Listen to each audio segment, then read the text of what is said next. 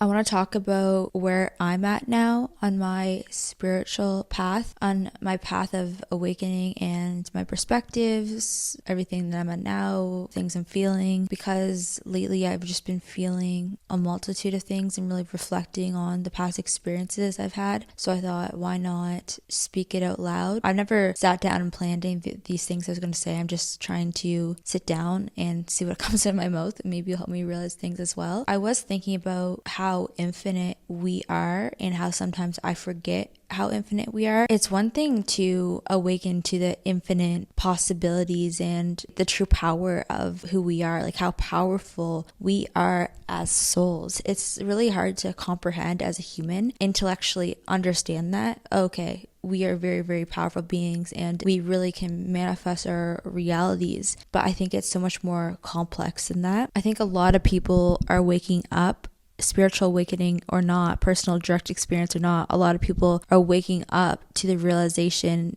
that a lot of religion has been corrupted. If you come from a certain source, it's natural for you to want to go back to that source. So I think a lot of people follow religions or follow God or whatever is because they really want that comfort blanket. I think we all do want to believe that this isn't random, that there's meaning in this life. And I wholeheartedly believe that none of this is random. I know it's not random, but there is free will. The ultimate form of love is to let someone be free. I love you, I've created you, but it's your choice. I can be free. I do think it is more complex in the argument of saying, okay, we are powerful beings. We can manifest our own reality, which is what Jesus knew. I'm going to give my perspective on Jesus as someone who has never studied the Bible. I've heard certain verses. I've questioned a lot of people through traveling through different religions. I've looked into different things of different religions throughout the years, because when I spiritually awakened, I still believed that God was something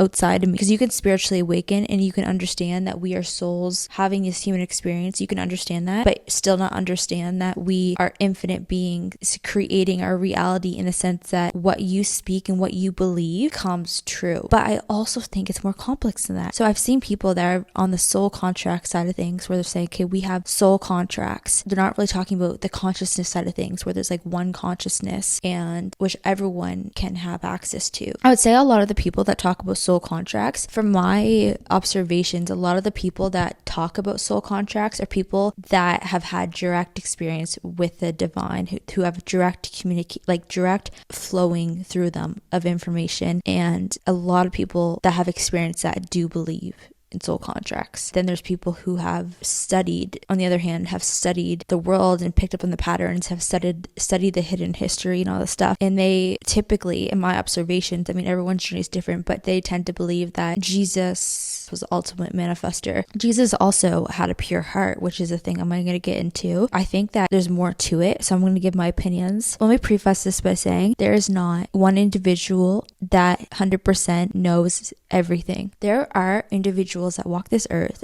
who know a lot because they have been given access to it. Listen, we all can seek the truth, but what comes with seeking truth is layers of purification. I do believe that on the consciousness talk that we are here to experience ourselves through form and to have this human experience. I do believe that eventually it's everyone's path and everyone's journey to awaken to this knowledge and to awaken to the infinite potential of our souls. But also, we did not just come here to just manifest whatever we want. We also came here to evolve. We also came here to learn lessons. The way I look at this world is, this is our earth school. This is where we come to learn lessons. This is where we come to ascend, to evolve. But it's not everyone's lifetime to reach ascension. Some people, they come here and their soul did not choose to experience this in this lifetime, but maybe this life that they chose, it's getting them closer to a life where they will awaken and see the truth. Now, when I first went through my initial activation, because my spiritual awakening, I've talked about it multiple times, but it's very dramatic. It was like immediate understanding, immediate knowing of certain things. But I had this download. It was kind of this theory about, which I've been calling the last lifetime theory, which would indicate incarnation, right? It's like we are souls having this human experience. And in that moment, I started to believe in incarnation and I never have believed in incarnation before. I've heard people talk about it and I never thought anything of it. But I believed in incarnation for the first time because I realized that the reason why I awoken is because this was always my destiny in this lifetime. This was always my destiny to awaken, but I also believe that I had to go through this karmic clearing. And now the things that I have been through has been hell. I've been through a lot of things that required a lot of violence. I used to think that I was cursed. Now, I believe this to be the karmic clearing and also the test, where throughout everything that I went through, my heart did not change. My heart remained pure. I did not let the pain corrupt me. That was my choice. And I believe that I was granted, it was a gift. I was granted this sight in that moment because I went through this pain. And first of all, it was like a dual thing. I chose for this to be my last lifetime. This is what I believe at this time. I believe this to be my last lifetime on this earth, my last time incarnating. And my soul has evolved to a certain point where I can choose that because I've evolved to a certain point where okay, I'm done with Earth School. Like, this is my final year of graduation. If you want to look at it in terms of grades, where there's like, okay, I'm in grade 1, I'm in grade 2, I'm in grade 12. So say grade 12 is the highest year. I'm on my last life of Earth. And that's what I believed. I just did believe that my soul was more evolved. And the reason why I believed that my soul was more evolved is because I chose it. I chose to not resist it because we do have free will. And if a soul wants to not evolve, it resists the change. It resists all these things that make us change, make us evolve. And pain makes us evolve. But a lot of people are not willing to feel pain. And I was always willing to feel, which also can be just part of my makeup and part of my soul contract. But I was willing to just feel everything, even the pain. And that's what awoken me. You don't go through immediate activation. It's not, the awakening I've gone through was not, I guess you could say it was gradual, like seeing synchronicities a year and a half before, becoming, I guess, interested in certain things. It's like you can raise your frequency, but to have direct activation to source in like a moment's time and be activated to gifts of like clear knowing, clear seeing, all these like different gifts that we are born with. Like, we are all divine children. But I think that to see certain things also, you do kind of have to like purify yourself. And now purity is something that is highly corrupted and highly misunderstood. The patriarchy and also religion, because I mean, religion in my eyes has been highly corrupted. It's not about what you believe. It's like there is one truth. Creator is love and the creator is light, and we all originate from that. Even if you have claircognizance, your core blueprint of what you believe, that's what claircognizance is. You know what you feel and what resonates deeply at your soul, but you don't know necessarily like the entire truth of everything, the truth of the world. No one does. And I see a lot of people, soul contracts don't exist, or they're claiming, oh, this doesn't exist, and it's just like very out there. It's not that being out there is bad. Obviously my takes are out there, but it just doesn't feel, it's like, why are you claiming to know everything, you know? Well, I'll tell you why they're claiming to know everything, because it's a marketing tactic, because people that position themselves as an authority, they get people to follow them. And I don't care if people follow me. I want people to follow their own souls. So where did I leave off? The thing is, like, I have not been conceptualizing these in my mind. The last episodes I've done, I've not been conceptualizing these in my mind. And I've just been, okay, I want to sit down. I want to talk with this because it's something that I'm going through right in the moment. And that's going to be how I use this platform sometimes, but then there's also topics where it's not as a direct experience to me, so I'm going to research it more and conceptualize it because I do want to provide value, but I just think there's going to be different times where I can do that. But I think when you haven't really sat down, conceptualize something, you can come across a bit flowy, but understand that my mind operates in a way that's like a loop, also like a tree. It's like I'm fragmented and I have all these different ways I could go and talk about. I'm like, well, what's the best way I could go down this path? I don't believe it is as simple as there's one consciousness and you can feel the consciousness and be at a very high state spiritually, and you can feel it, and you'll see the things that you will know in that state other people will know. But you have to understand that if you let things flow through you. It's also your mind has certain attachments to things because of the conditioning and because of just like the way your brain is made up, and how you digest something and how you perceive something might be different than how someone else perceives it. I think a lot of people that are not spiritually awakened, and you talk about these things, are like, well, I didn't choose this life. And it's true. Like, you look at people who have lives that are horrible, they start to be like, well, God's unfair, the creator's unfair, I didn't choose this life. And that's why this whole thing does make sense to me. I mean, I don't necessarily think we should be looking for the outside necessarily for things to always make sense, because nothing makes sense ever. Like, existence weird. Nothing really makes sense. And I think we're always trying to find the tangible of things, and that's what science originates from. It's like, I need proof. I mean, science is catching up with spirituality. Science goes hands in hand unless it's corrupted, because a lot of sciences things they're teaching is corrupted as well. It is more complicated. It's like, if you have done something in your life, I believe that you have karmic debt. And now I know that people have done certain things, or that I've talked to certain people and they said, well, I don't believe in karma because look how this person's living and getting away with it. But no, I do believe in karma. One time someone did something to me. No, this person did something really, really messed up to me. And a year later, this person, I heard through my brother, told me that this person fell off a building and went into a coma. And I've had many other stories, like people that have harmed me. I've seen how they've got their karma. Now, not everyone gets to see that, and I honestly am the kind of person where someone harms me, I just pray for their soul. I don't wish ill intent on anyone. I just want the world to be a better place and everyone's souls to be better and healthier, even though these things have been evil. And then also, one time someone did something to me. They went and immediately got in a car crash and totaled a really expensive car, totaled it. Almost died because they were going to the stoplights. Their car got smashed and hit by the side. And this person actually came to me after. They're like, I just did this to you, and I just got in this car crash and I literally almost just died. And they were like freaked out by it. They thought I was spiritual, and they were not even spiritual. I have so many different stories. It's uncanny. That's why I started to believe in karma. But that was before my activation, my awakening. Now I do believe in karma because I can kind of see through these patterns and see through these cycles. And also my life, looking at the things I went through where I felt like I was cursed. I mean, a lot of people look at my life and think I'm blessed, and I am in certain ways. I definitely am a blessed soul. I feel like that. But I also feel like when you have a pure heart or whatever, which everyone can have, it's eventually everyone would have that pure soul. I don't like to claim these things, but it's just the truth. You know who you are. You have self-awareness to know who you are. Like, why pretend you're not?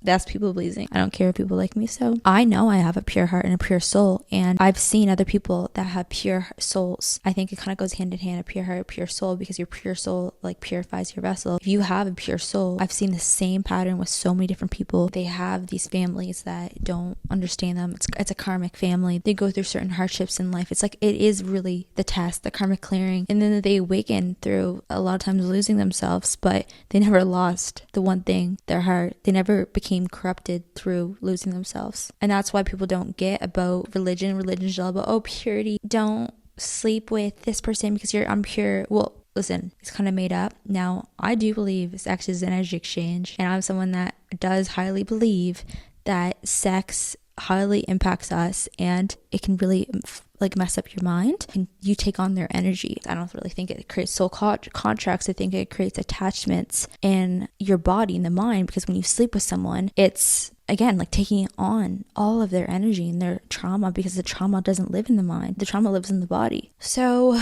I think a lot of people are in relationships, and the reason why I'm diverging to relationships, because relationships are the most like spiritual mirrors ever.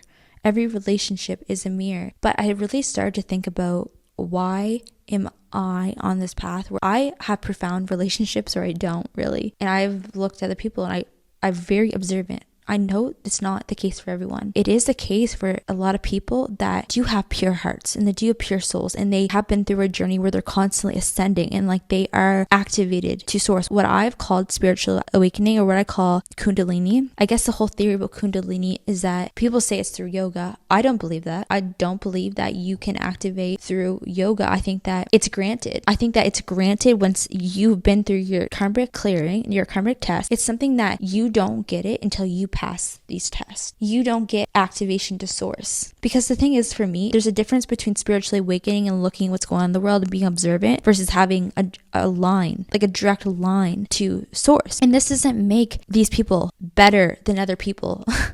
when people first awaken, and I was like this, but it's like you feel like you're saved, you feel like you're chosen for something. That is where it gets hard, because the thing about all the corruption in this world is these people, all the world leaders, all these people, they think that they're chosen. They think that they're the gods. They're the ones playing gods on earth, but they aren't the people with power. They aren't the people that come from the divine source. Right? There's humans, and there's humans that are souls. From my research, I don't know nothing about this. Internally, I don't know anything about this, because how could I know about this when I don't come from that? I can just observe, and I could just take other people's theories and learn. But, with what's going on in the world, there's people saying that there's not just human souls and all this stuff. And there's all these theories, which I'm not going to go. It's really dark what's going on in the world. So I think a lot of people are awakening and understanding the truth of the world through that. But I think that's completely different than awakening to the divine in oneness within yourself. I think it has to do with purification. So I think purification comes from multiple lives. I think that it comes from different incarnations, and like I said, like different almost levels or grades, and it's all about free will.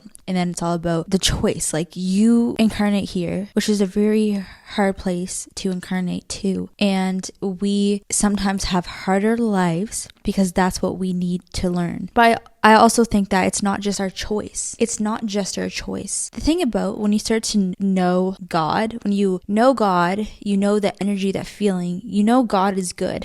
God is good. God has a very high moral compass, and it's all about love and harmony and unity and peace. And God really is heaven, but also God has a dualistic nature, and this earth is full of paradoxes. Everything in this earth is a realm of dark and light. But at the end of the day, God is good, even though everyone on this earth is God. Whether they realize it or not, whether they are awakened to or not, everyone is God on this earth, because everyone is you experiencing itself. Everyone is the same source experiencing itself. But I do believe, I'm not going to say like there are, but I wholeheartedly believe there still is destiny. There's still personal destiny. There's soul contracts, and I wholeheartedly believe that. And that is tied to karma and free will and coming down here to learn your lesson. So if someone is on this path where they grew up in a certain environment, a certain place, and say they have an easier life on the outside, because you never know what someone's going through, right? Say if they have an easier life, or maybe they do have an easier life, because there's some people that are just blessed and they have easier lives. Maybe that is their soul having a rest life. Maybe that is their soul having a less life, or maybe they will completely corrupt themselves on this path, and then the next life is going to be much harder for them, where they have to pay their karmic debts. When you do awaken to realize like how the life that we have been taught is not the life that we all should be living, because it's true. The way I look at Earth is that this was always meant to be a playground, but the way that it is now is not the original design. The reason why I believe that is because I believe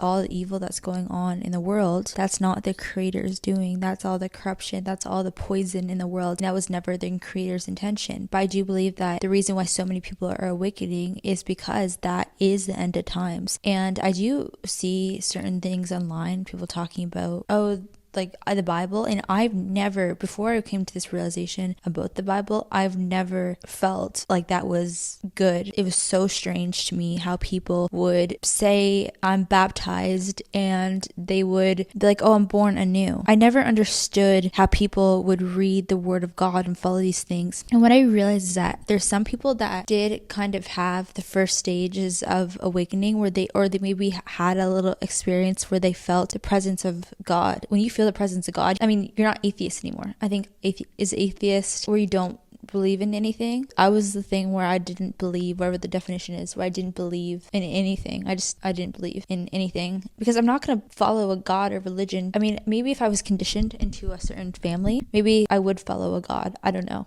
So I guess I can't speak on that, because I haven't lived that life. But to me, I'm like, I was always so confused why people are so convicted of God when they never had direct personal experience. Like, how can you know that if you don't know? I ran to a lot of occurrences with people that were so heavily religious, and I think it totally was to show me the power of like what's within and what I believe. I think people think God is when you die. I think a lot of people just think, okay, well, if I'm good enough, I will go to heaven. That's not how it works. I can tell you that. I think a lot of people do think God is also guiding them, which is true. There's a divine intelligence that is infinitely intelligent. If you surrender to it, it will guide you. And a lot of people don't surrender to it. So that's why they never go onto the spiritual path to discover certain truths. Because the thing is, a lot of these people that go down this path of truth seeking and to awaken to certain truths, these truth seekers are constantly questioning the truth, and they're constantly questioning themselves. But the reason I've seen a lot of people that go down this path is because that's just kind of where life has led them to, almost like it was destined. Life has led them to this, like, where nothing else could have worked out for them. The thing is, like, we all have a choice if we want to stay in a system and keep repeating patterns. But if you're in a system, typically you're not really aware of karmic cycles and loops and how we meet everyone. We basically keep repeating the same loop, the same cycle over and over again. People don't realize that they are in hell. This world has become corrupted, but this was not the divine design. And that's when people talk about the new earth. The thing about New Earth is that, and I had this download because I knew this was true. When I had this download, people say it's going to be perfect. It's going to be sunshine, rainbows. Yes, the New Earth is coming. And do you know how the New Earth gets here? The New Earth gets here by everyone becoming sovereign individuals and not relying on a system. And they do that by doing the work on themselves. They do that by healing. They do it by believing what's within and understanding that they are the creators creating their own reality. I do believe that in the future, this earth, this planet, will be a place where souls will learn lessons. Everything will still be clinical. They'll still have relationships to evolve their souls, but it won't be evil like it is now. And that's because I do believe people say we are in the end of times, and believe the Bible says that at the end of times, the end of the world, that this is not the end of the world, it's the end of their control. And it's already written. It's already written because this was not their world to take over. This is the divine design world. This was the earth school. There's dark and light, but it's not evil. Where we come from, there's nothing to fear. It's love. This is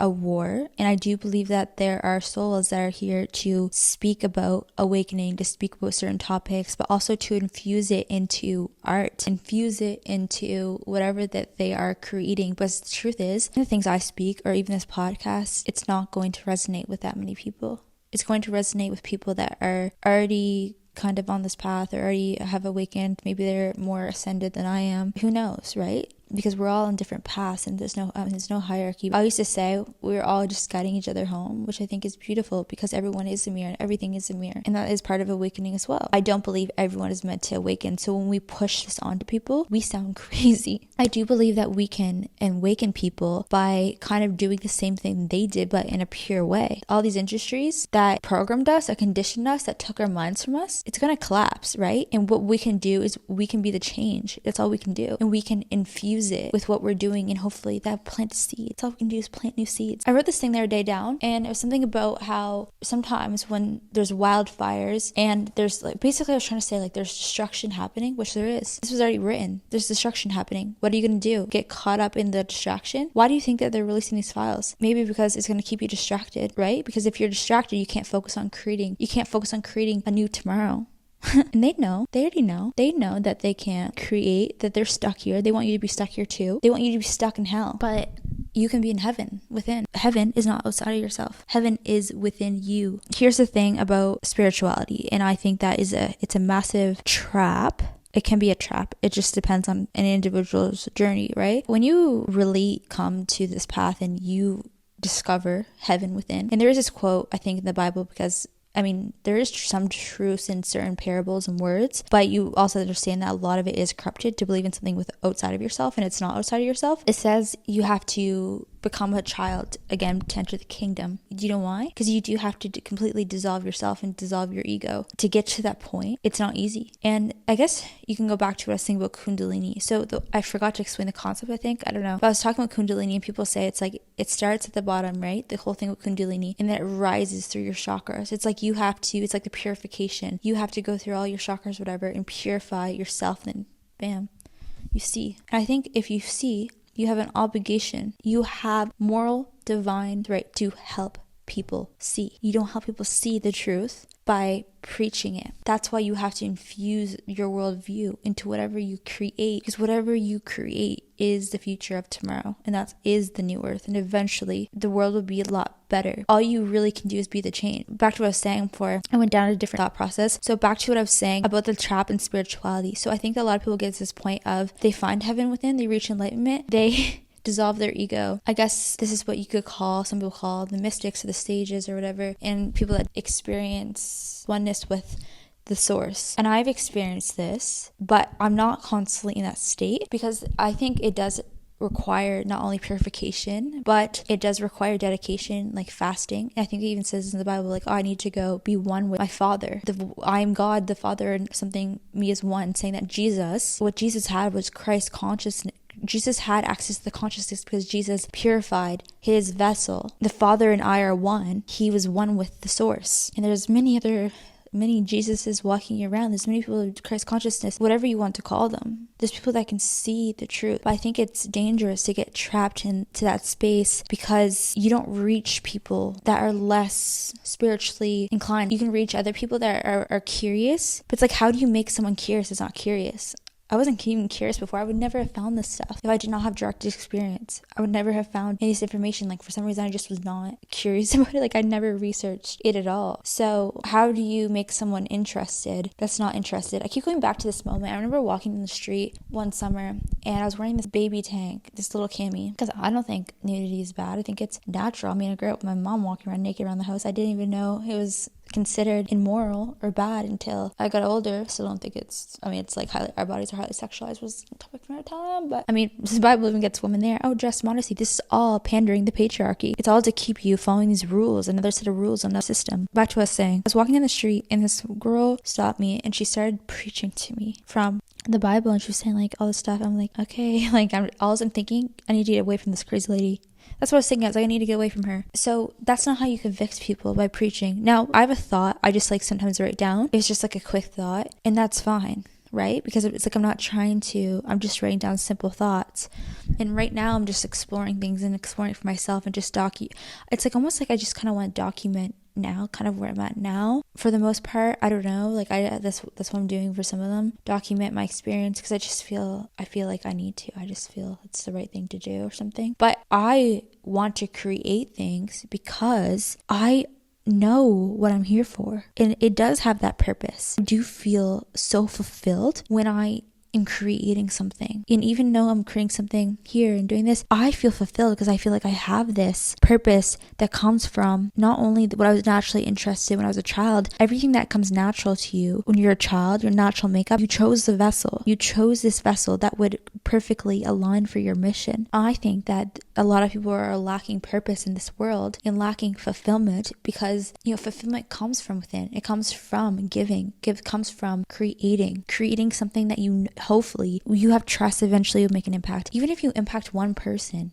that's still an impact, because you know why? That will have a ripple effect, or it will plant a seed, and that will plant a seed for the future. Again, future of tomorrow. We can focus on the destruction, which sometimes that does awaken people's eyes. Talking about the destruction, like that plants a seed as well. But if you already are aware of all this stuff and aware how evil it is, everything is spiritual. This is spiritual war. I also just need to focus on, what can I do? What's my next step forward? I think this is such a miraculous time to be alive. It's such a miraculous time to be here and to experience what's going on, even though it sucks and it's painful. I think a trap on my journey, and I'm still struggling with this, has been when I have to kind of leave this spiritual space where it's like, oh, like it literally feels like heaven. It's literally heaven to be one with God, and like it makes you kind of want to give up your ambitions. My ambition is not about like I need to prove anything or I need to achieve anything, to prove something to someone. I could care less what people think. It's like everything that I do is because I have a plan that I'm doing. It's the best way that I know, what I've been shown to do. So I can do my little piece, my little part to make an impact. That's all I can do.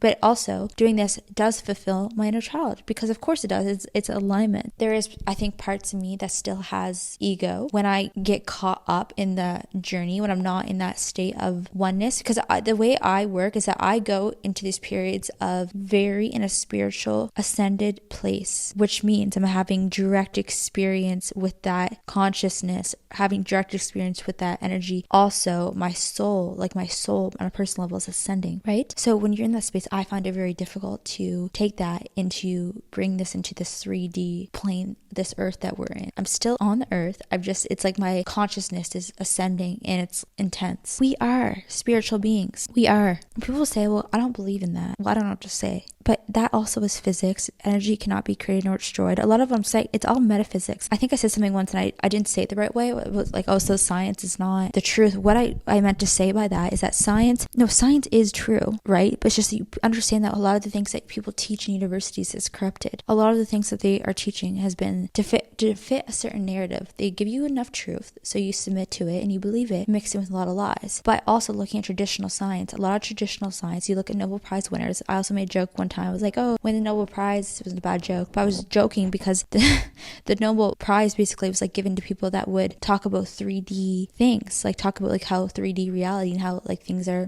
like linear, all this stuff. But there's way beyond this 3D, this plane, this earth that we're on is 3D, but we are not. So we are this formless, which is way above inside this 3D, but it's also not being above in the clouds. Like you have feet, you're meant to be on the ground, right? And so if you do activate, it's about learning how to walk that middle path. It's learning how to have the duality, how to go into the spiritual and then bring it and integrate into the physical. So when you're integrating the physical, a lot of people feel like they lose God. They feel like they lose that connection and it doesn't feel good. Like it feels like a void period. I personally am in that right now and I don't feel like I've lost God. It's like I don't have that flow of love and energy that flows through, which it's exhausting, but it's like a lightning bolt and it's beautiful and it just feels fulfilling. But I don't believe that we're meant to be in heaven all the time. I don't believe that. I believe that I have to step out of that where I'm receiving messages and receiving downloads and I have to create things, which means that my soul can rest a little bit. And sometimes I think that we go into these void stages is because you're meant to rest or you're meant to tend to some of these human things. I don't really trust people that are just staying in this place. It's like a trap. You are meant to remember that you are infinite, right? But it's also to not be above your own human experience. Because if you're above your own human experience, I think it's very difficult to actually help other people. Everyone can eventually get to the point of seeing and knowing and seeing that real truth, that there's one truth. I mean, I say there's one truth. No one knows everything still. Like no one has access to all the truth. You can see what's going on in this world. It's not because you were chosen or you're above it. It's that you have gotten to a level of purification on your soul because you are a different soul's journey. You came here to do that. And I think these are kind of like the volunteer souls. First, before Dolores Cannon said something about like how volunteer souls, I definitely believe it's true. If you are a volunteer soul, you are here to help awaken humanity and shift the collective consciousness for it to rise. And I wholeheartedly believe that. And you don't help other people in doing that by singing New Earth songs all the time. Maybe that's part of it. And maybe because I love those songs, okay? I'm just saying that it can be a trap, so just beware of that. Oh, someone said to me before, which I believe I've had direct experience with the divine, but I kind of believe that this is probably because of their religious conditioning. But this person said to me that, oh, incarnation doesn't exist because this would be the waste of human bodies. God doesn't make any mistakes. But the thing is, you look at other people's souls. How do you explain that there are souls who are far less evolved? And you look at these souls and they're often resistant because there are karmic loops. And these people, you look at certain people that have not awakened and they don't have as profound relationships because they're meeting the same person. They're meeting themselves. They're just less evolved souls. And the whole purpose is to help those people, to help other souls on this planet to evolve and create and transform. The truth of our existence, we're here to evolve, create, transform. Evolve, create, transform. These souls cannot evolve and realize that they are in this karmic loop. They're meeting the same people over and over again. You get into the same relationship.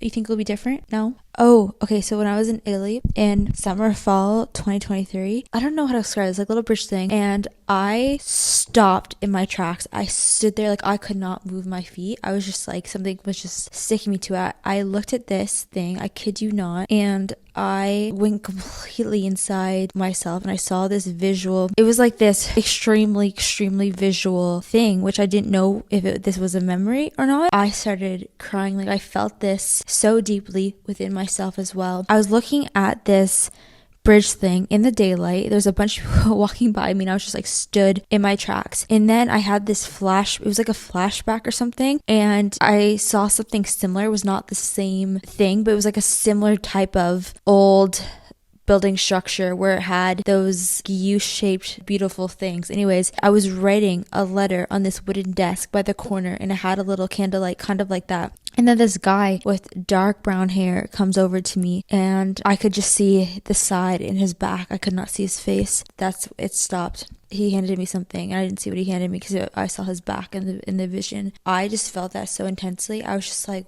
whoa. I believe that to be something with a past life memory. I have some other experiences, which I won't get into, where I've had things that have came up, and I didn't know if I'm like, is this my soul's memory? Because sometimes like you can tap into, I think, what people call the Akashic records, where there's like all this consciousness is field, and I definitely feel I've experienced that before. What I've said, like, oh, I've seen this, close my eye, and I saw this eye and this DNA strand, and it was really cool. And all these colors. There's certain things where I do think it was like tapping into the consciousness, but there's certain things that are really personal, very personal, and also symbolizing certain people, where it's like almost like that person in the back looked exactly like this other person I came across. So I don't know. There's certain experiences where I was like, wow, that would have been like maybe medieval times or something like that if I was alive then, but who knows? And who knows what that was? But I mean, there's a million different reasons why I do believe in reincarnation, because if not, like, what about evolution of the soul and the whole purification thing? Because it's not that certain people are just chosen to see, it's that they have purified their soul, and because of their soul, when your soul is purified, it purifies your vessel. Light codes, right? If other souls in the future will come back to this earth, I believe that wholeheartedly. I don't believe this is our one life. I don't believe that. Going back to what I said about, I never understood when people were like, I gave my life to Jesus, and this is something I have been thinking about, because the thing is, like I was saying before, to experience that unity with Christ, whatever you want to call it, you do have to dissolve yourself. But I just don't think that's everyone's experience to be in that state. And I think it's very, very few's experience to be in that state continuously. And to be in that state continuously, it is such an act of service. If you are relaying messages and things like this, it does bring fulfillment, and nothing ever will bring you more happiness and fulfillment than that would. Nothing. And that's why I believe Jesus was walking around barefoot. Not that material objects are bad, but to show, look, I need nothing. I need nothing because I have myself, and I have this richness within. There's nothing in the world that would ever top that. Everyone can experience it. It is a process to get there. I would love to be in that state all the time, but I also know I have things to do, and I'm convicted. I'm so convicted. I wholeheartedly believe it. To move the lever forward, there are certain things I have to do. When people talk about, manifestation, believe it and it shall be so. Yes. If you wholeheartedly believe something, it will come true, because it's you that is projecting that out. That's what consciousness is. It's like you are creating your own projected reality. I just think it's far more complex than that. And I think that's why people, when they're not accounting for the whole soul contract thing and the whole karmic thing, because there's always a balance. It's not just, there's no repercussions. It's not that you can just manifest everything and not get away with it. Like, there's karma. And also, karma is not evil. When I said earlier that the person fell off and got in a car crash, I don't think that someone up in the sky is, necessarily doing that. Maybe that's not the best way to frame it, but I don't believe there's like a guy up in the sky who is making bad things happen to people, and cancer like happening to people. People love to blame cancer on the creator, and I just think this whole thing of cancer, it would never even existed. It's made up through things being corrupted, through DNA being corrupted, but it was not the divine design. We are meant to heal ourselves naturally. Our DNA has been corrupted and God knows what, a million ways. COVID vaccines, apparently it's corrupt DNA, which is great. Not great, it's horrible. It's not that science can't be trusted. Science can be trusted, but science is proving things that are trying to catch up to things that are spiritual, if it is honest. If it's even science, what they're teaching in the textbooks is corrupted, or it's limited. Right, I go on diversion sometimes, which I can't help it because my mind just, like, I have all these different files. Going back to what I was saying about giving your life, people say I gave my life to Jesus. To give your life to Jesus, I don't really understand when people, like, there's some people that become, I'm Christian, or I've given my life to Jesus. I never really understood that. I understand it. If you're giving your life, that means you're giving your life to become a prophet, really, to relay messages from divine source. I think that's kind of giving your life to God or whatever. You were created to be who you were created to be, and maybe that is to relay messages and to be a spirit guide, but maybe it's to do something else, or maybe it's to do a multitude of things, going back to who you were before you were corrupted. before the world told you to be. Your divine spark, which you're born with. If you have a soul, you have a divine spark. And it's tricky because it's like you're supposed to fulfill what you're meant to do. Purpose brings fulfillment, but also tests you. It's not just about feeling heaven within all the time. It tests you. It challenges you, not to prove anything, but becoming something. You face things along the way that make you evolve and that make you grow and bring fulfillment. And I believe that in the future, all the creations will have to come from the soul and it will create harmony. You already gave your life to the Creator by incarnating. I gave my life to Jesus. Oh my God, I'm baptized and born anew. You were already born anew the second you incarnated into this body. The second you took your first breath, the second the soul enters your body, you chose that vessel for whatever mission that you're meant to do on this earth. You already were baptized. Earth incarnation was the immersion. Being baptized means washed over, you don't remember. And you go through life and few remember. We're all meant to remember eventually. I don't believe everyone. I was thinking about this. Okay, so if we all chose to forget, we incarnated our souls, we all chose to forget. And why did we have to forget?